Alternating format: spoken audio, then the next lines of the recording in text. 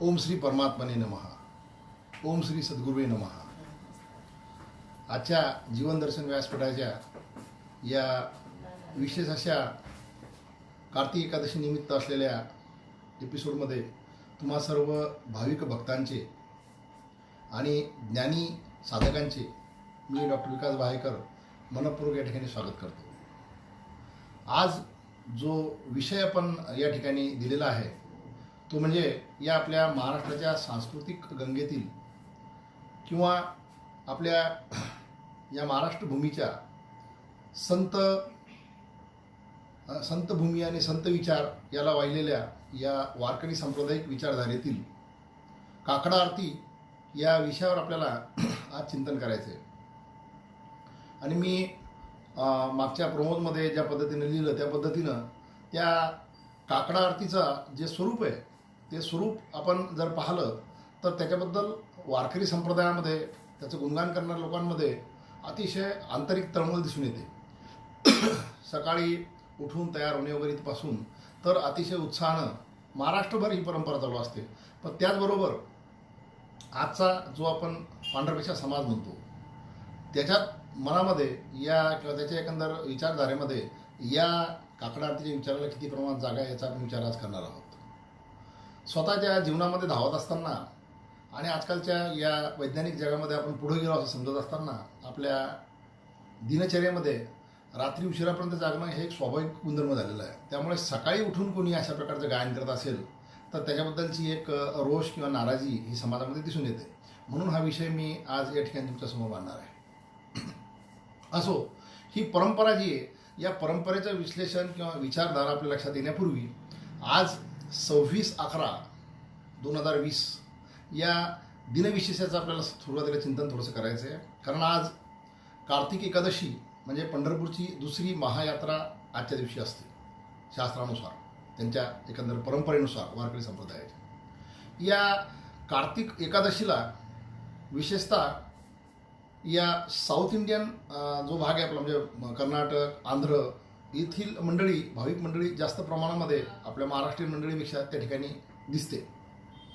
आणि त्याचं कारण जे तो आपण जो एक प्रसिद्ध अभंग म्हणतो, कानडा विठ्ठलू कर्नाटकू येणे मज लावियेला वेधू, तर तो कानडा जो आहे तो विठ्ठल गोपवेशधारी कृष्ण आणि त्याचं ते स्वरूप आहे. आणि म्हणून त्या कर्नाटक आंध्रमधले लोक त्या ठिकाणी जास्त प्रमाणात दिसून येतात.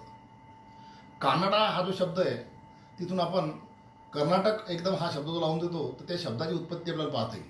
कारण बरेच शब्द जे आहेत ते आपण आता ज्या स्टेट रचना झालेल्या आहेत त्यानुसार आपण धरतो. जसं आंध्र प्रदेश म्हणजे आपल्याला तो भाग तिकडचा दिसतो, परंतु इतिहासामध्ये जे म्हणजे शालिवाहन हे जे राजे होते त्यांची राजधानी प्रतिष्ठानपूर उर्फ पैठण ही होती. आणि त्यांचं जे राज्य होतं त्या राज्याला आंध्र असं म्हणायचं. म्हणजे त्याची हेडक्वार्टर ते पण याला पैठणला होतं आणि त्यांचं जे राज्य होतं त्याला आंध्र असं म्हणण्यात येत होतं. तसं कानडा हा शब्द जो आहे तो कर्नाटकशी आपण जरी जोडत असलो तरी तसा शब्द नाही. कानडाचे शाब्दिक अर्थ जो आहे तो कानडा म्हणजे वेडा वाकडा किंवा ओबडधोबड. पण त्याचबरोबर कानडा जो आहे तो दुर्बोध म्हणजे जो सापडण्यासाठी कठीण आहे किंवा एकंदर आपल्या आवाक्याच्या बाहेरचा आहे असा शब्द त्या कानड्याला येतो. म्हणून वेदांनाही नाही कळला अंतःपार ज्याचा कानडा राजा पंढरीचा हा अभंग आहे. म्हणजे तुम्ही ज्ञानाच्या दृष्टिकोनातून भगवंताला प्राप्त करण्याचा प्रयत्न जर केला तर भगवंत दूर जातो. कारण ज्ञान हे शेवटी कॅल्क्युलेटिव्ह बेसिसवर आल्यामुळे किंवा ज्याला आपण म्हणतो की स्टेप बाय स्टेप ते अशा कुठल्या तरी इन्फ्लुएन्सवर यायचा प्रयत्न करतं ज्यातून विज्ञानाचे काहीतरी निष्कर्ष निघतात, परंतु ईश्वर शेवटी सापडत नाही. म्हणून कानडा हा जो शब्द आहे तो तशा पद्धतीने वापरला जातो. असो, तर आज ती कार्तिक एकादशी जी आहे ती विशेषतः आपण ज्याला म्हणतो की साऊथ इंडियन हे लोक जास्त प्रमाणात साजरी करतात. आपले लोक तिथे जातात, जाण्याबद्दल वाद नाही तसा, कारण ती एक आपल्या परंपरेचं एक द्योतक आहे. या एकादशीचं दुसरं नाव जे आहे त्याला प्रबोधिनी एकादशी म्हणतात. प्रबोधन करणे म्हणजे जागृत करणे. याच्यावर आपलं चिंतन एकदा आषाढी एकादशीच्या निमित्तानं झालेलं आहे. या संस्कृतीमध्ये हा एक फार मोठा म्हणजे आपण ज्याला म्हणतो की आपला सांस्कृतिक ठेवाच आहे की भक्ताच्या अधिकारामध्ये जर विचार केला तर सर्व भक्तांनी आषाढीला जाऊन देवशयनी म्हणजे देवाला झोपू घालायचं आणि नंतर तिथून आपल्या दैनंदिन कामकाजामध्ये त्या काळात कृषी संस्कृती असल्यामुळे आज सुद्धा कृषी संस्कृती महत्त्वाची आहे. तर या सांस्कृतिक या आपल्या व्यवहाराच्या दृष्टिकोनातून सर्व प्रकारचे कामधंदे करत असताना पुन्हा याच्यामध्ये तसा व्यत्यय नसावा म्हणून आपण तसं त्या ईश्वराला झोपवतो असं म्हटलेलं आहे. घरी आल्यानंतर व्रतस्थ राहायचं, चातुर्मास पाळायचा, तो तिथपासून सुरू झालेला आषाढापासून, आषाढ, श्रावण, भाद्रपद, अश्विनपर्यंत, आणि कार्तिक एकादशीमध्ये तो आपण त्याला हे करतो, आषाढ संपता संपता सुरू होतो. तर या चातुर्मासामध्ये व्रतस्थ राहायचे याचं कारण दोन असायचे. व्रतस्थ असलं मनुष्य की त्याचं इकडे तिकडे मन भरकटत नाही, आणि ते भरकटू नये म्हणून त्याला वेगवेगळ्या प्रकारच्या संत साहित्यातील संतांच्या अभंगाने एका ठिकाणी बंदिस्त करून ठेवायचे, कारण त्याच्यामध्ये त्यांनी त्याचं मन रिझवायचं. दुसरी गोष्ट, त्याला त्या काळामध्ये जे शेतीच्या वर कामाचा त्याच्यावर जो सर्व प्रकारचा हे असायचा, दडपण असायचं, त्या दडपणामध्ये त्यांना टिकून राहावं या दृष्टिकोनात त्यांना व्रतस्थ राहावं. तिसरा प्रकार, तो आपल्याकडे जर पाहावा तर अतिशय त्या काळात पावसाळा असायचा, आणि मग त्या काळामध्ये आपलं शरीर जे ते त्या वाताळ पदार्थाने किंवा याच्या त्याच्यापासून म्हणजे त्याला शरीराला काही हानी पोहोचू नसावी म्हणून व्रतस्थ ते असायचे. तर अशा या चातुर्मासामध्ये म्हणजे शारीरिक, मानसिक आणि कायिक वाचिक आपण ज्याला म्हणतो अशा प्रकारचं ते व्रत पाळल्यानंतर मग कार्तिक महिना सुरुवात झाल्यानंतर त्या भगवंताला जागे करायचं की आता आम्ही आमच्या स्वतःच्या कर्तृत्वानं आमच्या आयुष्याचं जे काही व्यवहाराचं जे काही त्याची व्यवस्था केलेली आहे, आता तुझ्या भक्तीला आम्ही रममाण व्हायला तयार आहोत. आणि ते जागृत करत असताना जी एकादशी, ती प्रबोधिनी एकादशी, आणि त्याची आळवणी त्या झोपलेल्या भगवंताला जागृत करून आपल्या स्वतःकडे कोणातरी आकृष्ट करण्याच्या दृष्टिकोनातून आणि त्याच्याशी भक्तीचे दोन हात खेळण्याच्या दृष्टिकोनातून तयार झालेला जो भक्ताचा मेळा त्या तयारीला असायचा, त्याचं आर्ततेचं स्वरूप जे ते काकडा आरतीमधून दिसून येतं. काकडा या शब्दाचा अर्थ सुद्धा असा आहे की चिंधी जी असते म्हणजे कापडाची, त्या चिंधीला पीळ देऊन तयार केलेली मोठी वात याला काकडा म्हणतात. कारण ती आरती इतका वेळ चालते की तितका वेळ ती वात टिकली पाहिजे असा त्यात भाग असावा, किंवा दुसरा भाग असा असावा की त्या काळामध्ये कुठली गोष्ट वेस्ट जायला नको, वाया जायला नको म्हणून त्या चिंधीपासून ती कदाचित तशा प्रकारची वात बनवत असावी. त्याचा अर्थ आणखी दुसरा असा आहे, काकडा म्हणजे तडाखा म्हणजे फटका देणे, किंवा काकडा म्हणजे तीव्रता, भक्तीची तीव्रता किंवा आर्तता भगवंताप्रती व्यक्त करण्याची जी काही आरतीची व्यवस्था आहे त्या व्यवस्थेला काकडा आरती म्हणत असावेत. असे 3-4 वेगवेगळे अर्थ शास्त्रानुसार आपल्याला त्याचे सापडतात. असो, या इतक्या खोलामध्ये आपल्याला जायचं नाही, पण आपण ज्यावेळेस शास्त्रोक्त कोणती गोष्ट पाहतो त्यावेळेस आपल्याला त्याला अशा दृष्टिकोनातून पाहावं लागेल. हा आजचा एक मूळ मुद्दा आपला काकडा आरतीचा जरी असला तरी आज आणखीन 2 गुणवैशिष्ट्य आजच्या दिवसाचे आहेत. 16/11/2008 मुंबईमध्ये अतिशय जीवघेणा अतिरेकी हल्ला झाला होता. त्या हल्ल्यामध्ये हेमंत करकरे, अशोक कामटे, संदीप उन्नीकृष्णन, त्यानंतर विजय साळसकर आणि तुकाराम ओळंबे यांच्याबरोबर आणखी 13 जण त्यावेळेस तुमच्या माझ्या या देशाचं रक्षण करत असताना अंतर्गत व्यवस्थेमध्ये ते त्यावेळेस शहीद झाले होते. त्या शहीदांना सुद्धा आपल्या व्यासपीठावरून आपण सर्वजण मनपूर्वक त्यांना आदरांजली व्यक्त करूया, त्यांच्या हौतात्म्याला, त्यांच्या शौर्याला आपण नमन करूया. तिसरा भाग जो आहे, आणि तो महत्त्वाचा आहे तिसरा भाग सुद्धा, की या 26/11/1949 डॉक्टर बाबासाहेब आंबेडकरांनी तुमचं माझं हे आपल्या देशाची घटना जी आहे त्याचं संविधान जे आहे ते त्याचं प्रेझेंटेशन करून 26 जानेवारी 1950 पासून त्याचं ॲप्लिकेशन सुरू झालं होतं. म्हणून आजचा दिवस हा संविधान दिवस सुद्धा मानला जातो, किंवा त्याला आपण नॅचरल लॉ डे असं म्हणतो, नॅशनल लॉ डे असं आपण म्हणतो त्याला. थोडक्यात आजच्या दिवसाला बऱ्याच वैशिष्ट्याची अशा प्रकारची एक म्हणजे किनार आहे. त्याबरोबर आणखी एक वैशिष्ट्य आपण सुरुवातीला सांगूया, नंतर आपण आपल्या चर्चेकडे जाऊया. ज्या पद्धतीनं वारकरी संप्रदायामध्ये हा काकडा चालतो आणि त्या आर्ततेने त्या भगवंताची आळवणी केली जाते, त्या पद्धतीनं या आपल्या महाराष्ट्रामध्ये वंदनीय राष्ट्रसंत तुकडोजी महाराजांचं सुद्धा अतिशय मोठं एक वैचारिक, आध्यात्मिक आणि कर्माच्या दृष्टिकोनातून सुद्धा श्रेष्ठ असलेलं एक पीठ आहे. गुरुपंच मोजरीचं ते पीठ आहे, आणि त्यांच्या त्या संप्रदायामध्ये, गुरुदेव संप्रदाय म्हणतात, त्या संप्रदायामध्ये सुद्धा आजचा हा दिनविशेष म्हणून साजरा केला जातो. त्या म्हणजे गुरुदेव संप्रदायामध्ये त्यांच्या विचारधारेमध्ये आपण जर त्यांची सुद्धा एक घटना आहे, त्याला आदेश रचना म्हणतात. साधारणतः 1942च्या दरम्यान वंदनीय राष्ट्रसंत तुकडोजी महाराजांनी त्याची रचना केलेली. म्हणजे आपल्या संविधान दिन जो आहे तो 1949 पासून म्हणजे सुरू झाला. पण त्याच्या आधी गुरुदेव अखिल भारतीय गुरुदेव सेवा मंडळाची स्थापना होऊन त्याची घटना जी आहे ती वंदनीय राष्ट्रसंत तुकडोजी महाराजांनी 1942च्या दरम्यान ती रचली होती. तिचं नाव जे आहे ते आदेश रचना. म्हणजे या संप्रदायामध्ये प्रत्येक होणाऱ्या साजऱ्या होणाऱ्या एखाद्या प्रसंगाबद्दल किंवा एखाद्या कार्यक्रमाबद्दल किंवा उपक्रमाबद्दल कसं वागायचं याची एक संहिता आहे त्या आदेश रचनेमध्ये. त्याच्यामध्ये त्यांनी 5 दिवस साजरे केलेले आहेत. ते 5 दिवस जे आहेत गुढीपाडवा जो असतो त्याला ते उद्योग दिन अशा पद्धतीने साजरे करतात. शिवजयंती जी आहे त्याला बलोत्कर्ष दिन असं म्हणतात. दसरा किंवा आपण विजयादशमी म्हणतो त्याला स्नेह संमेलन दिन असं म्हणतात. आणि कार्तिक पौर्णिमा जी आहे ज्याला त्रिपुरारी पौर्णिमा सुद्धा म्हणतात त्याला प्रार्थना दिन म्हणतात. म्हणजे तुम्ही एक सर्व परंपराचं साम्य जर पाहिलं तर काकडा आरतीमध्ये त्या भगवंताची आळवणी करणे किंवा भगवंताची प्रार्थना करणे हे दोन्ही विचार जे आहेत ते सारखे आहेत. आणि अशा प्रकारे हा म्हणजे चौथा सण त्या संप्रदायामध्ये अशा पद्धतीने साजरा केला जातो त्या विचारधारेमध्ये. आणि 5वं त्याच्यामध्ये गीता जयंती हा बुद्धी विकास दिन म्हणून साजरा केला जातो.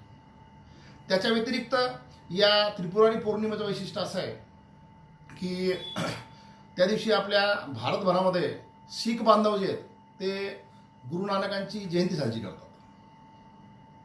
या गुरुदेव संप्रदायाच्या परंपरेमध्ये वंदनीय राष्ट्रसंतांचे गुरु जे होते वंदनीय समर्थ आडकोजी महाराज यांचा जन्म आणि महापरिनिर्वाण हे दोन्ही सुद्धा त्या त्रिपुरारी पौर्णिमेच्या दिवशी झालं होतं. त्याचबरोबर आणखी वैशिष्ट्यपूर्ण गोष्ट अशी आहे की आपण जे पाहतो महात्मा गौतम बुद्ध यांचा सुद्धा जन्म आणि त्यांचं महापरिनिर्वाण सुद्धा हे बुद्ध पौर्णिमेच्या दिवशी झालं होतं, जे आपण मे महिन्यामध्ये आपण जे साजरी करतो मग वैशाख पौर्णिमा होतात त्याला. म्हणजे ती पौर्णिमा बुद्ध पौर्णिमा आणि ही आजची त्रिपुरारी पौर्णिमा याच्यामध्ये हे वैशिष्ट्य आहेत. तर अशा प्रकारच्या वेगवेगळ्या वैशिष्ट्यानं आजचा दिवस हा नटलेला आहे. आणि या सर्व वैशिष्ट्यामध्ये खरं सांगायचं म्हणजे आज या काकडा आरतीबद्दल बोलत असताना माझ्याजवळ फार मोठा विषय आहे, परंतु या विषयाचं आपल्याला आज एक धावतं अशा प्रकारचं एक चिंतन पाहायचं आहे. कारण गेल्या महिन्याभरामध्ये मी स्वतः माझ्या घरामध्ये आमच्या सर्व म्हणजे जे आमचे मित्र आहेत या संप्रदायामधले त्यांच्यासोबत आम्ही 20-25 जणं दररोज सकाळी हा काकड्याचा जो हे आहे म्हणजे ज्याला आपण आनंदोत्सव म्हणतो तो आम्ही साजरा करत आहोत. आणि मनापासून एक मी पाहिलं की जी गोष्ट आपण सकाळी सकाळी ऐकतो ज्याचं चिंतन करतो किंवा गातो ती दिवसभर तुमच्या श्वासामध्ये रक्तामध्ये आचरणामध्ये विचारामध्ये सातत्याने फिरत असते आणि त्यातून एक वेगळा गोडवा आपल्याला जाणवतो. आणि त्याची अर्थपूर्णता जी आहे ती लक्षात आल्यामुळे मी स्वतः तुमच्यासमोर या काकड्याच्याबद्दल काहीतरी म्हणजे चिंतन मांडावं असं मला मनातून वाटलं. तर अशा प्रकारचा अतिशय आनंद उत्सवाचा जो भाग आहे याच्याबद्दल आपल्याला चिंतन पाहायचं आहे. या काकड्याचं स्वरूप जे आहे ते म्हणजे आपण 3 गोष्टीमध्ये त्याला पाहणार आहोत. स्वरूप, औचित्य आपण पाहिलं, स्वरूप जे दुसरा वागतो आणि त्यानंतर त्याच्यामध्ये असलेलं भावदर्शन या दृष्टिकोनातून पाहायचं. तर त्याचं स्वरूप जे आहे त्याची मांडणी जी आहे ती मांडणी जी आहे त्या मांडणीमध्ये म्हणजे आचरणाचा भाग सगळ्यात महत्त्वाचा आहे. सर्व संतांचे जे अभंग येतं त्याचे दाखले किंवा त्याचे पुरावे त्याच्यामध्ये दिलेले आहेत. कारण आपण वेगवेगळ्या प्रकारचे ज्यावेळेस संतांचे ग्रंथ पाहतो त्या प्रत्येक संतांमध्ये एक वैशिष्ट्य मला त्यावेळेस जाणवायच्या अभ्यासामध्ये की काही ठिकाणी आंधळे पांगळे, काही ठिकाणी बहिरामुका, काही ठिकाणी जोगी, काही ठिकाणी ज्याला आपण म्हणतो बालक्रीडा, त्यानंतर काही ठिकाणी वेगवेगळ्या प्रकारचे असे अभंग असायचे. म्हटलं याचं उपयुक्तता किंवा याचा उपयोग कुठे होतो तर त्याचीसुद्धा मला उपयुक्तता याच्यामध्ये जाणवली, ज्याच्यामध्ये वासुदेव वगैरे असे वेगवेगळ्या प्रकारचे काही हे आहेत. तर ते आपल्याला म्हणजे विश्वामध्ये ते पाहिजेत किंवा भावदर्शनामध्ये ते पाहिजे. याच्यामध्ये ही म्हणजे सांप्रदायिक मंडळी जी आहे किंवा या विचारधारेमध्ये असलेले सर्व लोक जे आहेत ते आता आजच्या काळामध्ये पावसाळे थोडेसे इतके काही दाट होत नाहीत आणि वातावरणाच्या बदलामुळे जाणवत नाही, परंतु या कार्तिक महिन्यामध्ये अतिशय थंडी असते. आणि अशा थंडीमध्ये सकाळी उठून स्नान आदी करून आपण सर्व प्रकारची तयारी करून त्या ईश्वरासमोर बसायचं आणि तिथून आपल्या त्या काकडा आरतीला सुरुवात करायची. आता या काकडा आरतीला सुरुवात करत असताना या स्वरूपामध्ये म्हणजे अशा पद्धतीने आपण गेल्यानंतर ती आळवणी जी करत असतात ती आळवणी करत असताना याची एक परंपरा आणखीन वेगळ्या पद्धतीची आणि तिचं एक साम्य मला सांगणं आवश्यक आहे की बऱ्याच ठिकाणी फक्त मंदिरामध्ये काकडा आरती होते, परंतु आता त्याचं वैशिष्ट्य काही ठिकाणचं मी ज्याचा अभ्यास पाहून त्या लक्षात आलं की खेड्यापाड्यामध्ये प्रत्येक मंदिरामध्ये जाऊन तिथल्या देवतांना सुद्धा ते आवाहन करायचे किंवा त्या जागृतीची आरती त्यांच्यासमोर करायचे आणि त्यातून सर्व गावभर त्यांच्या तितक्या सकाळी फिरणं राहायचं. आता खेड्यापाड्यामध्ये आधीच वातावरण थोडंसं भाविक असतं. दिवाळी वगैरेचा हा जो म्हणजे अतिशय मंगलपूर्ण किंवा मांगल्यपूर्ण असा काळ जो आहे तो त्या काळामध्ये असताना आपल्या घरामध्ये आपल्या कष्टाची लक्ष्मी आलेली असल्यामुळे आनंदी वातावरण असतं. आणि ज्यावेळेस अशा प्रकारचे खऱ्या अर्थानं शुचिर्भूत झालेले आणि ब्रह्ममुहूर्तावर उठलेले अशा प्रकारचे साधुजन किंवा संतजन किंवा अशा प्रकारचे काकडा आरती म्हणणारे ज्यावेळेस भाविक आपल्या घरासमोर येतात त्यावेळेस साधारणतः प्रत्येक खेड्यामध्ये त्या घरातल्या मायमाऊल्या ज्या आहेत त्या सकाळी उठून सडा समार्जन स्वच्छता करून त्या घराला किंवा परिसराला स्वच्छ करायच्या. म्हणजे यातून आपोआपच त्या गावाची स्वच्छता त्या महिनाभर व्हायची आणि ती त्यांना सवय लागायची. एरवी तशी पूर्वी गावामध्ये रामधून नावाचा जो प्रकार वंदनीय राष्ट्रसंत तुकडोजी महाराजांनी त्यांच्या साहित्यामध्ये सांगितलेला आहे त्याची सुद्धा मुळं जी येतं ती याच्यापर्यंत जाऊन पोचतात, काकडा आरतीपर्यंत जाऊन पोचतात. म्हणजे ज्यावेळी आपण या दोन विचारधारेचा तौलनिक अभ्यास करतो त्यावेळेस त्याच्यामध्ये हा सारखेपणा निश्चितपणे आपल्याला प्रामाणिकपणे जाणवतो. आणि यातून सार्वजनिक स्वच्छता ज्यावेळेस होते ती सार्वजनिक स्वच्छता ज्यावेळेस असेल त्यावेळेस आपोआप प्रत्येक प्रकारच्या रोगराईचं प्रमाण कमी होऊन आपोआपच घरामध्ये एक ज्याला आपण हेल्दी किंवा ज्याला आपण म्हणजे एक सशक्त अशा प्रकारचं वातावरण निर्माण व्हायचं तो सुद्धा प्रकार त्याच्यामध्ये दिसतो. आज करोनाच्या पार्श्वभूमीवर आपण जी सार्वजनिक स्वच्छता किंवा आपल्या हातांना स्वच्छ धुणे किंवा मास्क वापरणे हे जे प्रकार करतो आहोत ते सगळे जे येतं ते कदाचित त्या या सगळ्या सिस्टीमचाच तो वरचा भाग असावा असं दिसून पडतं. म्हणजे सार्वजनिक स्वच्छतेत सुद्धा लक्ष जे या काकडा आरतीच्या निमित्तानं व्हायचं. म्हणजे स्वरूप म्हणून पाहत असताना मला सामान्य व्यक्तीपर्यंत तुमच्या माझ्यासारख्या प्रत्येकापर्यंत एक संदेश यातून निश्चितपणे पोहोचवायचा आहे की आपण आपली सकाळची झोपमोड होते. कारण बऱ्याच ठिकाणी मंदिरामध्ये ते वरती म्हणजे लाऊडस्पीकर वगैरे लावलेले असतात त्यातून गातात आणि ते गायल्यामुळे रात्री उशिरा झोपलेली तुमची माझी मित्रमंडळी किंवा तुमची माझे स्नेहीजन जे आहेत ते खरोखर परेशान होतात. त्याच्यामध्ये हे गाणाऱ्या लोकांच्या गळ्याचा सुद्धा काही भाग असतो. कारण सकाळी सकाळी त्यांचा आवाज किती प्रमाणामध्ये सुश्राव्य होईल हे सुद्धा एक चिंतनाचा विषय आहे आणि तो सुद्धा मी बऱ्याच ठिकाणी अनुभवलेला आहे. असो, परंतु ही परंपरा जी आहे त्या दृष्टिकोनातून जर पाहिलं एका आपण ज्या म्हणजे जगभरामध्ये आपण ज्या एका हेल्थ इश्यूच्या म्हणजे करोनामुळे एक मोठ्या हेल्थ इश्यूवर आपण ज्यावेळेस उभे आहोत त्यावेळेस आपण काकडा आरती अशा पद्धतीने जर पाहिली की ज्याच्यामुळे सकाळी लवकर उठून शुचिर्भूत होऊन भगवंताची आळवणी करून त्यानंतर तुमच्या माझ्या दिनक्रमाला आपण सुरुवात करत असताना त्याला दिवसभर जर या विचारधारेची जोड असली तर तुमच्या माझ्यामध्ये एक सात्विक अशा प्रकारची स्वच्छता, एक आंतरिक शारीरिक स्वच्छता आणि विचारामध्ये किंवा आचरणामध्ये आणखीन एक वेगळ्या प्रकारचा सात्विक आपोआप उत्पन्न होऊ शकतो. अशा प्रकारचं एक वातावरण एक महिन्याभरापासून मी अनुभवतो. म्हणून मला अंतर्यामी या काकडाबद्दल बोलण्याची उर्मी निर्माण झाली. म्हणून मी या स्वरूपाबद्दल तुमच्यासमोर सांगितलं. या काकडा आरतीच्या दरम्यान म्हणजे त्या कोजागिरी पौर्णिमेनंतर ही काकडा आरती सुरुवात होते सकाळी सकाळी. तर त्या पूर्ण महिन्याभरामध्ये या कार्तिक स्नान जोपर्यंत होतो तोपर्यंत म्हणजे त्रिपुरारी पौर्णिमेपर्यंत याच्यामध्ये आपण आपल्या संस्कृतीतला सगळ्यात मोठा जो सण आहे तो दीपावलीचा साजरा करतो.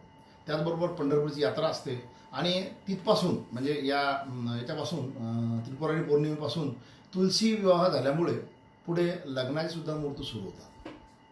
म्हणजे या सर्व विचारधारेमध्ये एक सांस्कृतिक एक सामाजिक अशा प्रकारची गुंफण सुद्धा आपल्याला दिसते की ज्याच्यामध्ये उत्सव तर तुम्ही करताच पण त्या उत्सवाबरोबर तुमचं स्वतःची जी संस्कृती आहे जे कल्चर आहे त्या कल्चरला सुद्धा आपण एक प्रमाणात काही प्रमाणामध्ये त्याला दुजोरा देतो किंवा त्याला आपण भक्कम करत असतो. आणि या सर्व गोष्टी अनाहूतपणे होतात. त्याच्यामुळे मला एक फार मोठ्या गोष्टीचा अचंबा असा वाटतो की या आपल्या महाराष्ट्राच्या सांस्कृतिक वैभवामध्ये या काकडा आरतीचं एक फार मोठं असं प्रकारचं वैशिष्ट्य आहे. असो, आता यातला जो महत्त्वाचा भाग आहे तो महत्त्वाचा भाग जो आहे त्यातला तो की आपण सुरुवातीला पाहिलं की त्याचं औचित्य का करावं त्याचं स्वरूप आपण अशा पद्धतीने पाहिलं. आणि तिसरा प्रकार त्यातला ज्याला आपण भावदर्शन म्हणतो तो आपल्याला पाहणं आवश्यक आहे. साधारणतः वारकरी संप्रदायाच्या या विचारधारेमध्ये संत नामदेव, संत ज्ञानेश्वर, संत एकनाथ, संत तुकाराम या मुख्यतः 4-5 संतांच्या सर्व अभंगावर, ओव्यांवर प्रवचन कीर्तन असे होतात. परंतु या काकडा आरतीच्या निमित्तानं ज्यावेळेस मी त्या सर्व अभंगाचं चिंतन आणि हे करायला लागलो, गायन करायला लागलो त्यांच्याबरोबर, तेव्हा मला त्याच्यामध्ये 2-3 लोक फार महत्त्वाचे जाणवले. त्याच्यामध्ये जनाबाईंना अतिशय महत्त्वाचं आणि वैशिष्ट्यपूर्ण स्थान आहे. त्याचबरोबर संत तुकारामांचे लहाने बंधू जे होते कान्होबा त्यांचे काही अभंग अतिशय ज्याला मर्मस्पर्शी आपण म्हणू शकतो किंवा अतिशय हृदयाला अतिशय भिडणाऱ्या अशा प्रकारचे आहेत आणि त्यांनी लिहिताना त्या अभंगाला स्वतः तुकया बंधू हे नाव दिलेलं आहे. आता आपण मराठीचा ज्यावेळेस काळ पाहतो आणि आपण म्हणजे मराठीच्या बऱ्याचशा कवी वगैरे जे आहेत त्यांच्या याच्यामध्ये पाहतो, जसं आपण काही नावं पाहिलेत, केशवसूत, कुसुमाग्रज, गोविंदाग्रज. तर ही जी नावाची उत्पत्ती झालेली आहे, ह्या उत्पत्तीच्या आधी जसं प्रख्यात यांचं नाव केशवकुमार असं होतं. गोविंदाग्रज म्हणजे गोविंद या बंधूंचा मोठा भाऊ, केशवसूत म्हणजे केशवांचा मुलगा. पण त्याच्या आधी त्या कान्होबानं स्वतःचं नामानिदान कान्होबानं टाकता तुकया बंधू हे नाव टाकलेलं. म्हणजे ही जी एक वैशिष्ट्यपूर्ण गोष्ट आहे की तुम्ही आता जे काही बिरुदावली पाहतो आपण वेगवेगळ्या कवींची किंवा लेखकांची, तर त्याच्या आधी स्वतःचं नाव मागे सारून म्हणजे आजच्या काळामध्ये जिथं ॲडव्हर्टाईजला स्वतःचं नाव प्रमोट करण्याला आपण वैशिष्ट्य समजतो, तशा काळामध्ये ती गोष्ट जर आपण पाहिली की 17व्या शतकामध्ये तुकाराम महाराजांचा लहाना बंधू स्वतः तुकया बंधू या नावानं लिखाण करतो आणि स्वतःचं नाव मागे ठेवतो. एक वैशिष्ट्यपूर्ण गोष्ट मला त्यातली जाणवली. दुसरी आणखी महत्त्वाची गोष्ट, जनाबाई ही जी स्त्री होती तिचं तशा प्रकारचं ऐहिक शिक्षण काहीच नसताना तिनं लिहिलेले अभंग इतके भावपूर्ण आहेत की त्यातून म्हणजे माणसाला अक्षरशः सकाळच्या वेळी त्यांच्या अभंग ज्या चालू असतात त्या डोळ्यात पाणी उभं राहतं. तर ही भावभावना जी आहे, या भाव अवस्था ज्या आहेत किंवा हे भावदर्शन जे आहे, याचा विचार आपल्याला करणं आवश्यक आहे. तर वेगवेगळ्या टप्प्यामध्ये त्यांनी तिची मांडणी केलेली काकड आरतीची, आणि काकड आरतीची ही मांडणी जी आहे, या मांडणीचा अभ्यास करून त्याचं एक छोटासा ग्रंथसुद्धा मी आता एक तयार केलेला आहे, तुम्हाला मी तो शेवटी दाखवतो. तर या काकडा आरतीचं वैशिष्ट्य जे आहे त्या भावदर्शनाचं, त्याची मांडणी जी ती आपल्याला पाहायची. त्याच्यावर सुरुवातीला मंगलाचरण जे आहे, त्या मंगलाचरणामध्ये रूपाचा अभंग रूप पाहता लोचनी इथपासून सुरुवात होते. आणि त्या पहिल्या टप्प्यामध्ये मंगलाचरणामध्ये त्या भगवंताला वेगवेगळ्या या विचारानं म्हणजे वेगवेगळ्या स्वरूपानं त्यांची विनवणी करण्यात जाते आणि त्यांना त्यांचं स्वरूपदर्शन जे आहे त्याचं त्या ठिकाणी चिंतन केलं जातं. त्या ठिकाणी तुकया बंधू म्हणजे कान्होबा एका ठिकाणी म्हणतात की वचन ऐका कमळापती माझी रंकाची विनंती, कर जोडतो कथे काळी आपण असावे जवळी. विनंती काय करतात की मी तुझी कथा ज्यावेळेस करतो त्यावेळेस तू माझ्याजवळ राहा. 9व्या अध्यायामध्ये ज्ञानेश्वरीच्या भगवंतानं स्वतः सांगितलेलं आहे की मी वैकुंठामध्ये जर पाहायला गेलं तिथेही सापडणार नाही, योगी जर मला पाहायला ते तिथेही मी सापडणार नाही, त्यांच्या हृदयामध्ये सापडणार नाही, परंतु माझे भक्त गाती जेथे उभा नारदा मी तेथे. म्हणजे भगवंतानं जी स्वतःच्या अस्तित्वाची कबुली दिलेली आहे, तर त्या दृष्टिकोनातून हा तुकया बंधू म्हणजे कान्होबा हा म्हणतो की वचन ऐका कमळापती, तुम्हीच वचन दिलेलं आहे. हे लक्षात घ्या तुम्ही. म्हणजे काय गीतेमध्ये मांडलेलं त्याचा भावार्थ असा अभंगामधून कसा उमटतो, अर्थात आपण रेसिप्रोकल किंवा बायलॅटरल जर अभ्यास केला तर लक्षात येते. वचन ऐका कमळापती माझी रंकाची विनंती, मी गरीब आहे पण तुम्ही वचन दिलेलं आहे की माझे भक्त गाती जेथे उभा नारदा मी तेथे, तर कर जोडतो कथे काळी आपण असावे जवळी. अशा प्रकारचं विनंती किंवा आर्धव जे आहे तिथून सुरुवात होते त्याची. आणि मग नंतर भगवंताचं स्वरूप वर्णन तर ते अभंग जर पाहाल तुम्ही तर आपल्याला तो कानडा म्हणजे वेडावाकडा किंवा दुर्बोध असा वाटणारा भगवंत जो आहे काळ्या पाषाणामध्ये कोरलेला, पण त्याचं स्वरूप जर पाहाल तर ते म्हणतात की तुझं पाहता सामोरी दृष्टी न फिरे माघारी, माझे चित्त तुझ्या पायी मिठी पडली पंढरी राया. अशा प्रकारचं स्वरूप वर्णन त्याचं जे होतं आणि त्या स्वरूप वर्णनातून त्या संतांचे वेगळे अभंग होतात. आपण तिथून या सगळ्यात त्याचं वर्णन करत असताना एक स्वार्थी भाव या सर्व संतांच्या विचारधारेमध्ये आहे, पण तो स्वार्थ जो आहे तो ऐहिक स्वार्थ नाही, तो पारमार्थिक स्वार्थ आहे की कसंही करून हा भगवंत मला मिळाला पाहिजे. म्हणजे शास्त्रामध्ये असं म्हणतात की तुमच्या सर्व प्रकारच्या आशा आकांक्षा अपेक्षा ज्या आहेत त्या मृत झाल्या पाहिजे किंवा त्या पूर्णपणे तुम्ही विरक्त झाले पाहिजे, तर भगवंत तुम्हाला दिसू शकतो. परंतु महाराष्ट्राच्या वारकरी संप्रदायाच्या तत्त्वज्ञानामध्ये एक अतिशय महत्त्वाची वैशिष्ट्यपूर्ण गोष्ट अशी आहे की ते म्हणतात की आमचं सगळं केलं चालतं, आमचं सर्व प्रकारचं येईल, पण आम्हाला एक मात्र ओढ निश्चित आहे आणि आमचं एक मागणं निश्चित आहे की आम्हाला तू पाहिजे. म्हणजे तिथं आमची मागणी कायम आहे, हे वैशिष्ट्य आहे. आणि मग तिथून ते एका दृष्टिकोनातून त्या भगवंताला जाग करण्या दृष्टिकोनातून त्याला जसं आपण व्यवहारामध्ये पाहतो की एखाद्या माणसाशी जर आपलं काम असेल तर त्याच्या आजूबाजूच्या लोकांना पटवायचा प्रयत्न आपण करतो. राजकारणामध्ये आपण दिसती गोष्ट तेच राजकारणी संत खेळतात. आणि मग तिथं ते म्हणतात की गरुडाचे पायी ठेवी वेळोवेळा डोई. गरुड हे महाविष्णूचं वाहन आहे. गरुडाचे पायी ठेवी वेळोवेळा डोई, वेगे आणावा तो हरी, मद दिना ते उद्धरी. पाचाड झालं त्यांचं. आपण जे आजच्या काळामध्ये व्यवहारामध्ये पाहतो तशा प्रकारचं त्या भगवंताच्या आजूबाजूच्या असलेल्या व्यक्तिवैशिष्ट्याला त्यांनी तशा प्रकारचं पटवणं सुरुवात केली. गरुडाचे पायी ठेवी वेळोवेळा डोई, मज वेगी आणावा तो हरी, मद दिना ते उद्धरी. मग त्याच्यानंतर त्या भगवंताच्या आजूबाजूला कोण आहे तर भगवंताचे हातपाय चुरणाऱ्या किंवा भगवंताची सेवा करणाऱ्या लक्ष्मी आहेत. पाय लक्ष्मीच्या हाती, भगवंताचे पाय लक्ष्मीच्या हाती आहे. तिसी यावे काकुळती, मी तिला काकुळती येतो. आणि काय, वेगी आणावा तो हरी, मद दिना ते उद्धरी. नंतर ज्या शेषावर भगवंताचं शयन असतं, तुका म्हणे शेषा. तुकारामाला शेषाला विनंती करतात, जागे करा ऋषिकेशा. त्यांना जागे करा. कशा करता, आणा त्यांना, कारण तो माझा उद्धार करणार आहे. म्हणजे आजच्या व्यवहारामध्ये आपण जे पाहतो, आपल्या स्वार्थाकरता, विशेषतः राजकारणामध्ये किंवा आपलं काम साधण्याकरता आपण याला त्याला पटवण्याचा प्रयत्न करतो. तो प्रयत्न सुद्धा संतांनी केलेला आहे. यातून एक वैशिष्ट्य असं लक्षात येईल की संत मंडळी जी आहे त्यांनी या प्रपंचामधूनच परमार्थ कसा साधता येऊ शकतो याचा सर्व दृष्टिकोन किंवा सर्व दृष्टांत जो आहे तो त्यांच्या साहित्यामध्ये मांडलेला आहे. या एका वेगळ्या अंगानं आपण जर त्याकडे पाहायला सुरुवात केली तर आपल्याला अतिशय वेगळा एक अनुभव किंवा अनुभूती त्यातून मिळायला सुरुवात करते.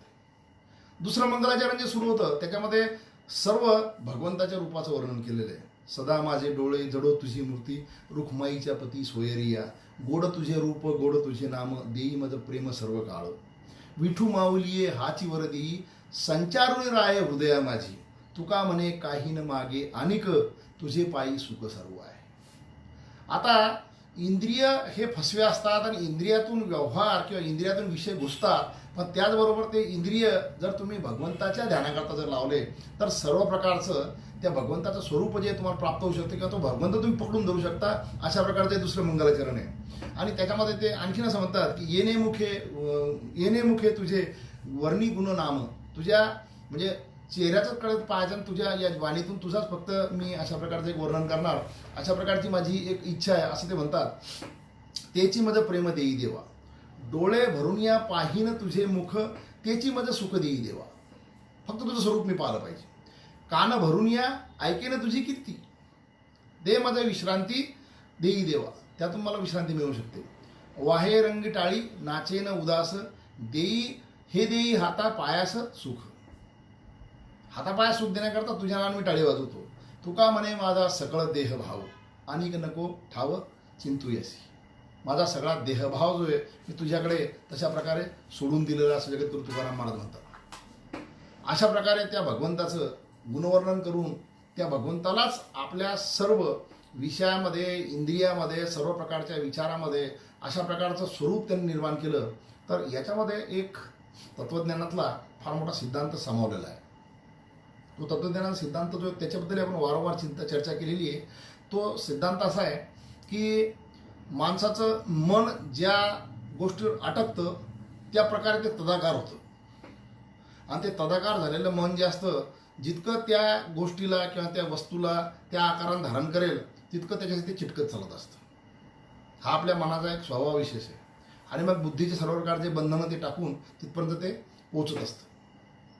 मग असं जर असेल किंवा हा सिद्धांत जो नंतर आपण म्हणतो की सायंटिफिकली प्रूव्ह झाला वगैरे वगैरे, तर तुकाराम महाराजांच्या या अभंगाचा आपण विचार जर केला की डोळे, मूग, जिव्हा जे काही माझे पंचेंद्रिय त्याच्यामध्ये त्याच गोष्टी जर गेलं पाहिजे असं वाटत असेल तर माझा सबाह्य अंतर्वा जे आहे तो विचार जो आहे तो सर्व तुकाराम महाराज म्हणतात त्या विठ्ठलाच्या स्वरूपाने जर व्यापत असेल किंवा माझं मन, माझी विचारधारा, माझा सर्व विवेक वगैरे सर्व त्या भगवंताच्या स्वरूपामध्ये जर तदाकार होत असेल तर त्यांनी म्हटलेली गोष्ट देव पहावया गेलो देवची हुनी ठेलो हे शक्य आहे.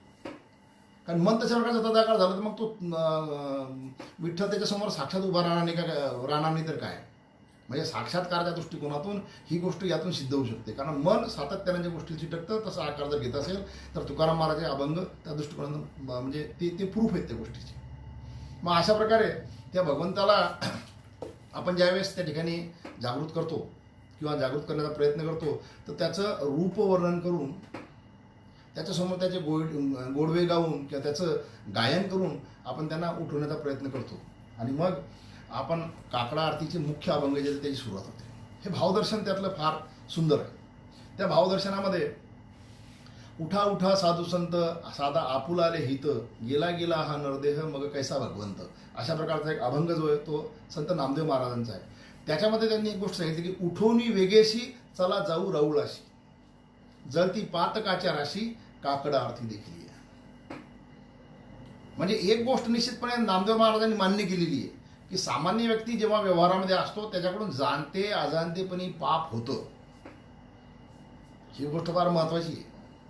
आजच्या काळामध्ये जो आपण ज्याला म्हणतो पाखंडाचा किंवा ढोंगाचा बाजार आहे त्याच्यामध्ये आज हे पोचलेले साधू संत मंडळी जी आहेत ना हे स्वतःला अतिशय पुण्यवान समजतात.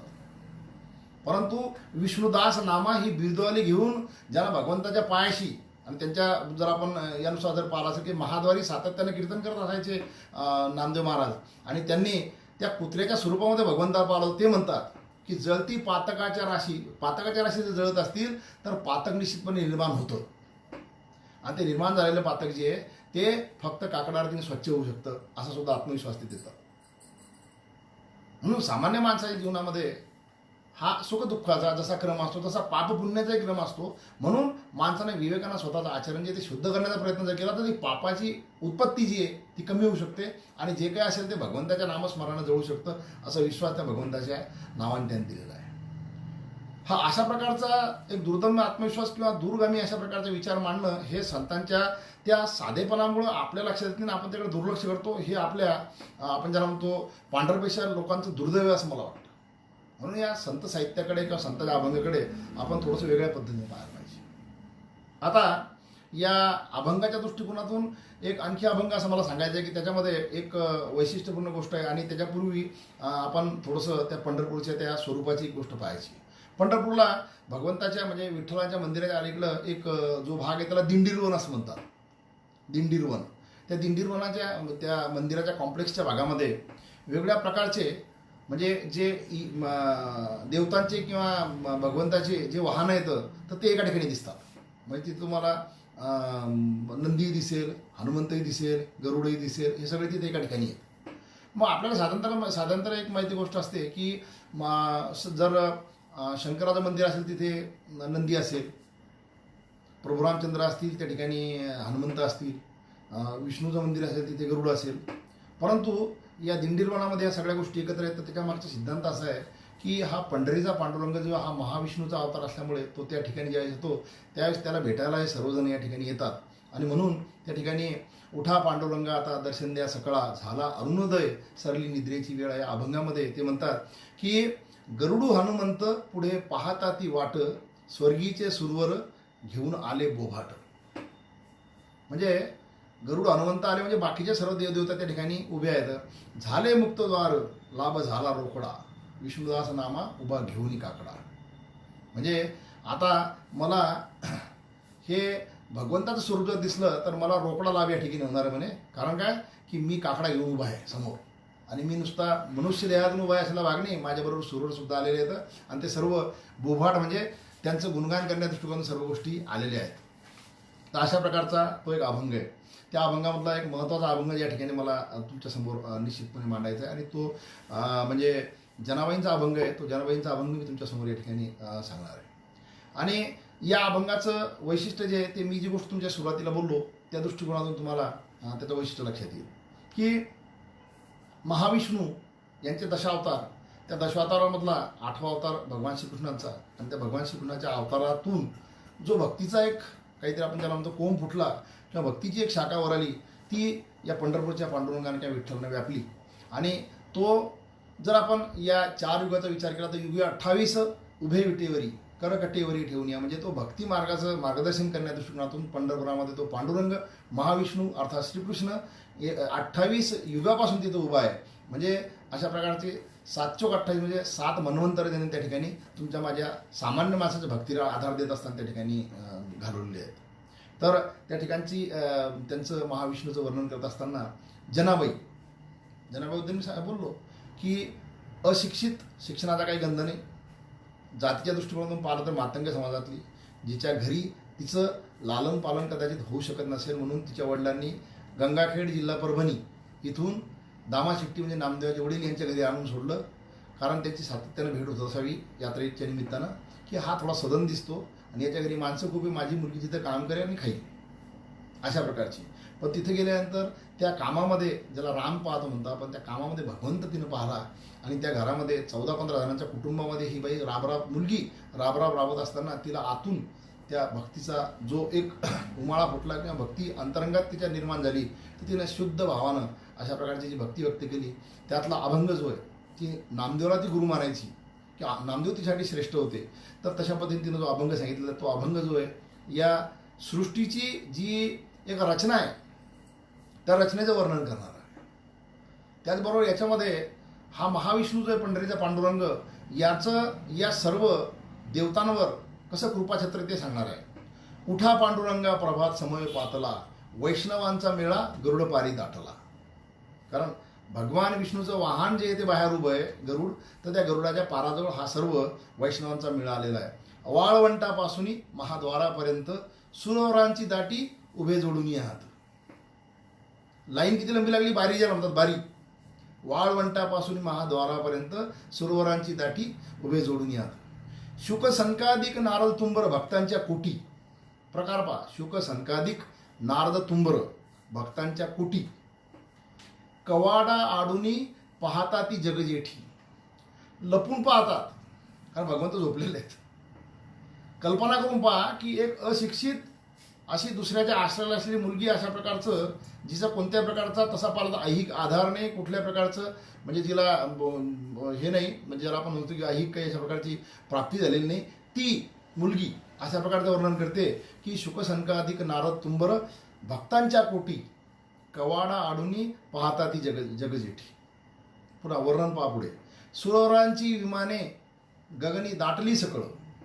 आपण पाहतो तो प्रसंग बऱ्याच ठिकाणी आपल्याला रामायण महाभारत या ठिकाणी काही असा म्हणजे मोठा विजय वगैरे भगवंतांनी मिळाला, तर वरतं आपण असं पाहतो की म्हणजे या नभामध्ये त्या देवतांची विमानाने ते पुष्प वर्षाव त्या भगवंताच्या त्या कृत्यावर करतात. तसं सुरवरांची विमाने गगनी दाटली सकळ, रुखमाई माते वेगी उठवा घननीळ. आता हे सर्वजण आले, तुम्ही त्यांना उठवा. पहा ती आर्थता कशा पद्धतीने चालली. नंतर पुढे आणखी सांगतात, रुखमाई माते वेगी उठवा घननीळ. पुढे सांगतात, रंभादिक नाचती उभ्या जोडून हात, त्रिशूळ डमरू घेऊन आला गिरिजेचा कांत. टप्पा नंबर 2. समोर भगवंताचं उठल्यानंतर जे दर्शन घ्यायचं आहे, तर तिथे मंगल वातावरण निर्माण व्हावे यासाठी स्वर्गातील अप्सरा रंभादिक ह्या नृत्य करत आहेत. आपल्या साऊथ इंडियन कल्चरमध्ये जर तुम्ही गेले तिकडे, साऊथ इंडियन कल्चरमध्ये तुम्हाला एक गोष्ट सापडेल की प्रत्येक मंदिराच्या समोर अशा प्रकारचा एक सभामंडपम आहे. आणि त्या सभामंडपामध्ये म्हणजे पहा तुम्ही ही जोडणी कशी असते. त्या मंडपामध्ये त्या भागामध्ये त्या अशा प्रकारच्या नृत्य वगैरे शिकलेल्या ज्या मुली असतात, त्या भगवंताच्या दृष्टिकोनातून त्या सभामंडपामध्ये नृत्य करतात सातत्यानं. म्हणजे हा तुमच्या माझ्या संस्कृतीमध्ये एक जोडणारा न दिसणारा अदृश्य अशा प्रकारचा एक धागा आहे. म्हणजे ती गोष्ट जनाबाईंनी सांगितली. कोणत्या जनाबाईंनी? मी सांगितलं त्या पद्धतीनं त्या म्हणजे मातंग समाजातल्या अतिशय गरीब आणि ज्याला म्हणतात की घरात राहण्याची सोयी नाही, अशा बाईंनी सांगितली. इथून माणसाच्या अंतर्यामी एक गोष्ट जाणून पाहिजे की आपण ज्याला विद्वत्ता म्हणतो, आपण ज्याला ज्ञान म्हणतो. तुमचं माझं ज्ञान जे आहे ते कसं आहे, आपण ते बाहेरून प्राप्त करून घेतलेलं, त्याच्यामध्ये बाहेरून जमा झालं आणि ते तसंच निघून जातं. परंतु आतून जो पाझर फुटतो, तुकाराम महाराज त्या पद्धतीने अंतरीचे धावे स्वभावे बाहेरी, तशा पद्धतीनं आतून येणारं जे आहे ना, ते जनाबाईच्या याच्यामध्ये दिसतं. रंभादिक नाचती उभ्या जोडून हात, त्रिशूळ डमरू घेऊन आला गिरिजेचा कांत. आता पुढे, पंचप्राण आरत्या घेऊन या देव स्त्रिया येती, भावे ओवाळीती राही रखमाईचा पती. देवस्त्रिया म्हणजे देवतांच्या पत्नी ह्या पंचप्राणाची आरती घेऊन आल्या आणि आंतरिक भावनेनं त्या राही रखमाईच्या पतीला ओवाळून राहिल्या. त्याचं कारण काय? तर अनंत अवतार घेती भक्ताशी कारणे. अनंत अवतार घेसी भक्ता कारणे, कनवाळू कृपाळू दिना लागी उद्धरणे. तुझं अशा प्रकारचं गुणगान आम्ही का करतो? तू श्रीमंत म्हणून का? नाही. तू शक्तिमान आहे म्हणून का? नाही. तू अतिशय ऐश्वर्यवाला म्हणून का? नाही. तुझा मी अशा प्रकारचं गुणगान का करतो की तू आतापर्यंत ज्यांना आर्ततेनं तुझी भक्ती केली त्या भक्तासाठी तू अनंत अवतार घेतलेस आणि ते नुसते अवतारच घेतले नाही तर तू त्यांचा उद्धार केला. अशा प्रकारचं तू कनवाळू आहे, अशा प्रकारचं तू कृपाळू आहे, तू कृपा करतो, तू अशा दीनांवर, गरिबांवर, आडल्या नडल्यांवर अशा प्रकारे त्यांना मदतीचा हात देतो. आणि या अभंगाचं शेवटचं चरण जे आहे ते पाहिल्यानंतर तुमच्या माझ्या अंतर्यामी खरोखर अशा प्रकारचे भाव दाटून देईल की तुम्हाला मला बोलताना अशा प्रकारचा भाव दाटेल आणि डोळ्यातून अश्रूसुद्धा येतील. हे शुद्ध सात्विक भाव आहेत. या शेवटच्या चरणामध्ये जनाबाई म्हणते, चौयुगाचा भक्त नामा उभा कीर्तनी, पाठीमागे डोळे झाकून उभी तेजनी. हे तुम्हाला मला समजणं फार आवश्यक आहे. आजच्या काळामध्ये प्रत्येकाला आपण समजून सांगणं सुद्धा आवश्यक आहे. म्हणून सुरुवातीला मी त्या तुकाराम महाराजाचा बंधू जो आहे, तुकया बंधू कान्होबा, त्याच्याबद्दल सांगितलं. आणि आता इथं दुसरा प्रकार हा, चौयुगाचा भक्त नामा उभा कीर्तनी, पाठीमागे डोळे झाकुनी उभी तेजनी. आजकाल फोटो ज्यावेळेस काढायचा किंवा सेल्फी ज्यावेळेस काढायचा त्यावेळेस प्रत्येकजण असा पुढे येतो. मध्यंतरी व्हॉट्सअपवर आपण एक पाहिलं होतं की त्या मंत्र्याला जर हार घालायचा तर त्या खांब्यामध्ये याची ढेरी अटकली म्हणून तो मागं म्हणजे अटकला नाही, तर त्याच्याबद्दल खूप हे झालं की हा कुठे घुसला असता व्यक्ती. म्हणजे फोटोसाठी धडपडणारी आजची जी पिढी आहे त्या पिढीनं या गोष्टीचा विचार केला पाहिजे की पाठीमागे डोळे झाकुनी उभी ती जनी. हा जो त्याग, हा जो स्वतःच्या कर्तृत्वावर असलेला विश्वास, परंतु स्वतःचं कर्तृत्व अशा प्रकारे झाकून ठेवण्याबद्दलची निस्पृहता जी आहे ही 13व्या अध्यायामध्ये आपण ज्या वेगवेगळ्या प्रकारच्या ज्ञानाच्या संकल्पना पाहिल्या त्या संकल्पनेमध्ये बसतात. चातुर्य लपवी, महत्व हरवी, पिसेपण मिरवी आवडीने, असं वर्णन ज्ञानेश्वर महाराजांनी तिथे केलं की स्वतःचं चातुर्य सांगायचं नाही, स्वतःचं महत्व जे आहे ते लपवायचं आणि पिसेपण मिरवायचं, पाठीमागे डोळे झाकून उभी ती जनी. आणि त्याच्या आधीचा जो भाग आहे त्याच्याबद्दल तर तुम्ही म्हणजे तुम्हाला म्हणजे निश्चितपणे कमाल वाटायला पाहिजे. मी त्याचा अर्थ ज्यावेळेस तुम्हाला सांगतो तुमच्या लक्षात येईल ती गोष्ट, कारण मी ही गोष्ट अनुभवलेली आहे. चौयुगाचा भक्त नामा उभा कीर्तनी, हा प्रकार काय? नामदेव महाराज हे आद्य कीर्तनकार आहेत. पहिली गोष्ट, नामदेव महाराजांनी म्हटलं, नाचू कीर्तनाचे रंगी, ज्ञानदीप लावू जगी. मग चौयुगाचा भक्त काय? तर याच्याकरता तुम्हाला मला एक आवाहन करायचं आहे आणि एक महत्त्वाची गोष्ट या ठिकाणी सांगायची. आपण आता सध्या लॉकडाऊन सोडून द्या, एरवी ज्यावेळेस सगळ्या दृष्टीने फ्री होऊ त्यावेळेस आपण निश्चितपणे देहूला जा. देहूला गेल्यानंतर तिथं गाथा मंदिर आहे. म्हणजे मला असं वाटतं की हा दृष्टांत मला सांगितल्यानंतर मी या ठिकाणी आजच्या पूर्वार्धाला विश्रांती देईल, परंतु ही गोष्ट तुम्ही लक्षात ठेवा पक्की. देहूला गेल्यानंतर देहूला त्या इंद्रायणी गाठी एक नवीन गाथा मंदिर बनवलेलं आहे.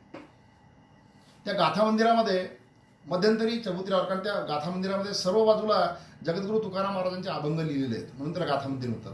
तिथे पूर्वाभिमुख म्हणजे पूर्वेकडे तोंड करून तुकाराम महाराज त्यांनी नेहमीच्या त्यांच्या ध्यानमुद्रा म्हणजे त्या भजन कीर्तन मुद्रेमध्ये बसलेली मुद्रा आहे ती. आणि जे गर्भगृह असतं मंदिराचं वरचं, त्या गर्भगृहामध्ये ज्या 4 बाजू येतात त्या 4 बाजूमध्ये त्या वेगवेगळ्या प्रकारच्या वेगवेगळ्या युगाचं वर्णन केलं किंवा हे केलेलं आहे, म्हणजे मांडणी केलेली आहे.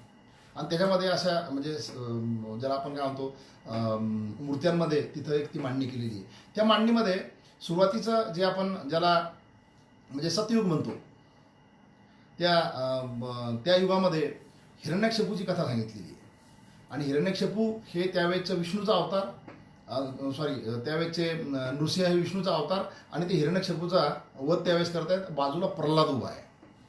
म्हणजे पहिल्या युगामध्ये शुद्ध भक्त जो आहे म्हणजे गीतेच्या किंवा ज्ञानेश्वरीच्या याने ज्याला आपण ज्ञानी भक्त म्हणतो, तो खऱ्या अर्थानं तो सांगितलेला प्रल्हाद, तो प्रल्हाद तिथे उभा आहे. मग त्यानंतर म्हणजे सतयुगानंतर जे दुसरं युग होतं त्याला त्रेतायुग म्हणतो आपण. त्या त्रेतायुगामध्ये प्रभू रामचंद्र आणि त्यांची ती वानर सेना जी आहे ती लंकेला जाण्याच्या दृष्टिकोनातून तो सेतू बनवत आहेत. आणि त्या सेतूला त्यांच्या बाजूला तो नल नील जांबुवंतपैकी तो नल उभा आहे आणि अंगद उभा आहे. तर ज्या पद्धतीनं पहिल्या याच्यामध्ये प्रल्हाद आहे तसा याच्यामध्ये तो अंगद जो आहे तो त्या काळातला तो भक्तश्रेष्ठ त्या काळामध्ये दाखवलेला आहे. नंतर तिसरा काळ जो आहे तो भगवान श्रीकृष्णाचा, त्या काळामध्ये ज्ञानी भक्त जो आहे तो त्यांच्याबरोबर भगवान श्रीकृष्णाचं ते सर्व वर्णन जे चालू असतं भागवताचं, ते भागवताचं वर्णन चालू असताना त्यांच्या बाजूला उभा दाखवलेला आहे तो उद्धव, म्हणजे ज्ञानी भक्त उद्धव. आणि मग चौथं जे कलियुग दाखवलेलं आहे त्याच्यामध्ये भगवान पांडुरंग किंवा श्री विठ्ठल असे उभे आहेत आणि त्याच्या बाजूला नामदेव उभे आहेत. आता पुन्हा एकदा पाहायचं आपल्याला तिथे जाऊन की गंगाखेड परभणीतील मातंग समाजातील जिचं उदरनिर्वाह करू शकत नाही म्हणून बापानं नामदेवाच्या घरी आणून सोडलेली मुलगी, आणि ती तुम्हाला मला या चौयुगामध्ये फिरून आणते. चौयुगाचा भक्तनामा उभा कीर्तनी, पाठीमागे डोळे झाकून उभी ती जनी. म्हणजे जी निस्पृहता पाहिजे ती निस्पृहता ठीक आहे होईल, पण ज्ञान कुठून येईल, ज्ञानाचे डोळे कुठून प्राप्त होतील. म्हणून हे संत मंडळी जी आपल्या या संप्रदायातली, या संप्रदायांजवळ हे सर्व प्रकारचं जे ज्ञान आहे ते पूर्वीपासून तशा पद्धतीने इनेट पद्धतीने आलं होतं, आणि ते येत असताना त्याच्यामुळे कदाचित तो सारखेपणा त्यांच्यामध्ये आहे.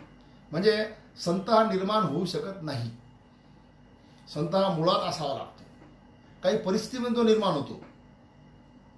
आणि याचा जर आपल्याला पुरावा पाहिजे असेल तर जगद्गुरू तुकाराम महाराजांच्या त्या उमेदीच्या काळामध्ये जो 1629, 30, 31च्या दरम्यान जो फार मोठा दुष्काळ पडला होता, त्यामध्ये बरेच लोक देशोधडीला लागले, बरेच लोक मृत्युमुखी पडले.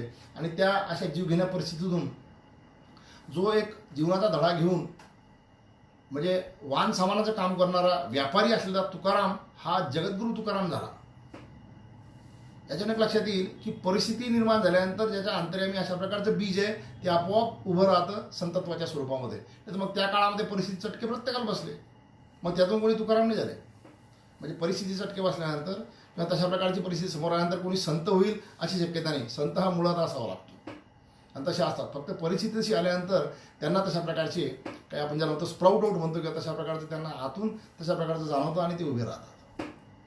तर अशा प्रकारचं या संतांचं एक आपल्याला या महाराष्ट्राला देणं लाभलेलं आहे. मग अशा प्रकारे हे संत जे येतं हे त्या भगवंताची आळवणी करत असताना एक दोन अभंग आपण पाहू. म्हणजे भगवंत उठल्यानंतरचा भाग जो उत्तरवादामध्ये आपल्याला पाहता येईल. तर तेथे मग ते पुन्हा जनीच्या नंतर एक जगद्गुरू तुकाराम महाराज अभंग आहे, आणि ते म्हणतात, का हो तुम्ही निश्चितीने निजलाशी हरी. तुम्ही ते शांतपणे झोपले, मानियेले सुख आम्ही वाचू कैशापुरी. तुम्ही झोपले, तुम्ही त्यात सुख मानता, पण आम्ही कशा प्रकारे वाचू शकतो. तुम्ही जर नसले तर आम्ही मृत्युमुखी पडणार, कारण आमची भक्ती जी आम्हाला व्यक्त करता येत नाही. म्हणून ते म्हणतात, उठा सावध व्हावे क्षेम सकाळा द्यावे. उठा सावध व्हावे क्षेम सकाळा द्यावे. पुढे म्हणतात, जयाची वासना तया तैसे पुरवावे.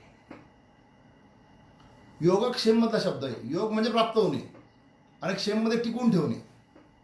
उठा सावध व्हावे क्षेम सकाळा द्यावे. म्हणजे ज्याच्याजवळ प्रत्येकाजवळ जी गोष्ट आहे त्याला तुम्ही सुरक्षा कवच द्या, कारण तुम्ही दिनाचे उद्धार करते आहात, कृपाळू कनवाळू आहात. त्याच्यामुळे तुम्ही उठा सावध व्हा. तुम्ही जर नसले तर आम्ही जगू शकत नाही.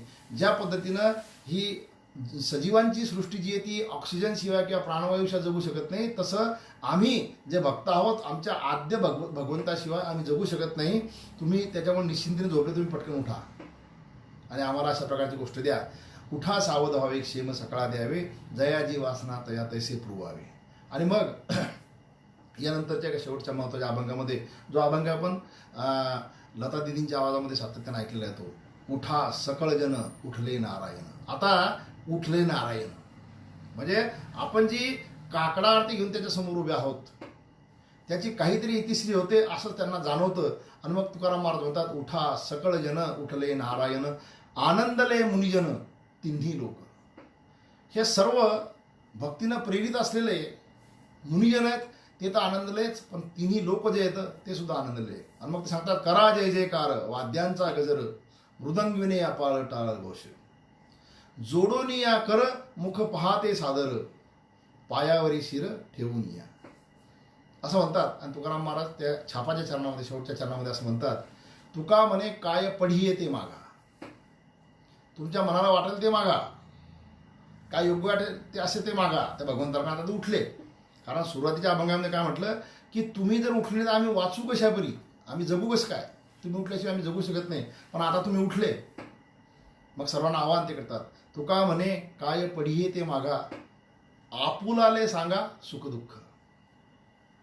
पहा, भगवंताजवळ जाऊन उजळणी करत असताना आपण नुसतं दुःख सांगतो, तुकाराम महाराजांनी इथे छेद दिलेला आहे. सामान्य माझा स्वभाव आहे. तुम्ही विचार करा, तुम्ही आम्ही ज्या मंदिरात जातो तेव्हा त्या भगवंताकडे आपण सातत्यानं गाराणं सांगतो. तुमचं माझं गाराणं ऐकून घ्यायला तो भगवंत नुसतं त्याच कारणासाठी बसलेला नाही. त्याच कारणासाठी तो बसलेला नाही. तुम्ही तुमचा सुख सुद्धा त्याच्यासमोर मांडा. तुम्हाला जीवनामध्ये त्याच्यामुळे जे आनंद प्राप्त झाला तो सुद्धा मांडा. आपुलाले सांगा तुका म्हणे काय पडी ते मागा, आपुलाले सांगा सुखदुःख. अशा प्रकारचं त्या भगवंताजवळ तुमचं माझ्या सुखदुःखाची उजळणी ज्यावेळेस करू त्यावेळेस तो भगवंत तुमच्या सुखातून, तुम्हाला मिळाल्या आनंदातून, तुम्ही ज्या पद्धतीने या ठिकाणी आहात त्यातून तुम्ही कसे तगून जाऊ शकतात, तरून जाऊ शकतात, हे अशा प्रकारे ते सांगू शकतात. असो, पूर्वार्धामध्ये मी आज या ठिकाणी थांबतो. तुम्हा सर्वांना उत्तरार्धामध्ये परत भेटतो. रामकृष्ण हरी.